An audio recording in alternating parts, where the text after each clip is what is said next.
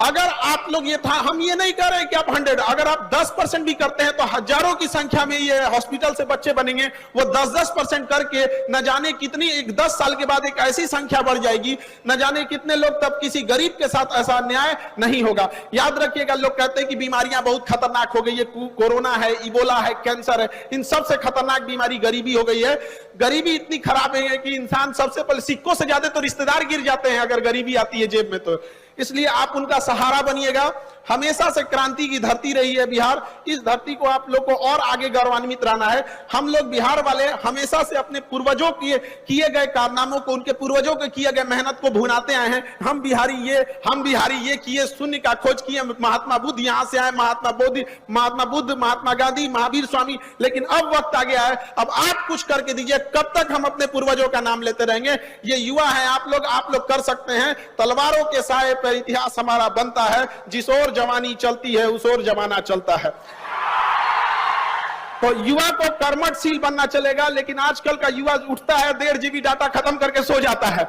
ऐसे युवा लोग को थोड़ा सावधान होने की जरूरत है। युवा अवस्था में समय की बर्बादी मतलब होता है अमृत से पांव धुलना। यह बहुत मूल्यवान समय है और आप सौभाग्यशाली हैं जो आपके माँ बाप और माहौल ऐसा मिला है कि आपको इतने अच्छे शिक्षण संस्थानों में पढ़ने का मौका मिला है। इतने योग्य शिक्षक लोग हैं आपके मेडिकल कॉलेज में, पैरा मेडिकल स्टाफ है जो आपको पढ़ा रहे हैं। आप अपने गली मोहल्ले में देखिएगा, ऐसे बहुत सारे लोग मिलेंगे जो पैसे के अभाव में स्कूल ना जा सके।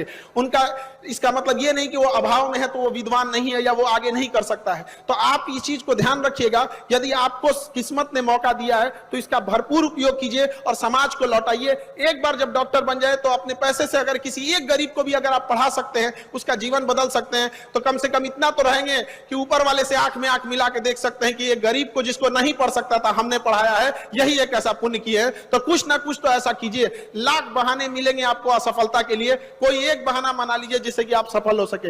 याद रखिएगा, आपके बूढ़े माँ बाप आपकी कामयाबी की राह देख रहे होंगे। कामयाबी का यह मतलब नहीं कि आप अपने लिए अट्टालिकाएं और महल बना लीजिए।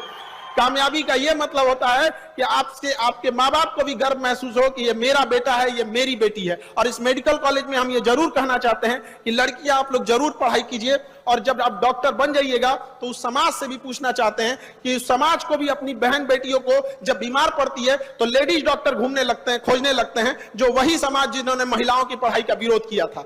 तो आप उन लोगों को भी सोचना चाहिए कि यदि महिला पढ़ेगी ही नहीं, जब डॉक्टर बनेगी ही नहीं, तो आपके घर की बहन बेटियों का इलाज कैसे करेगी?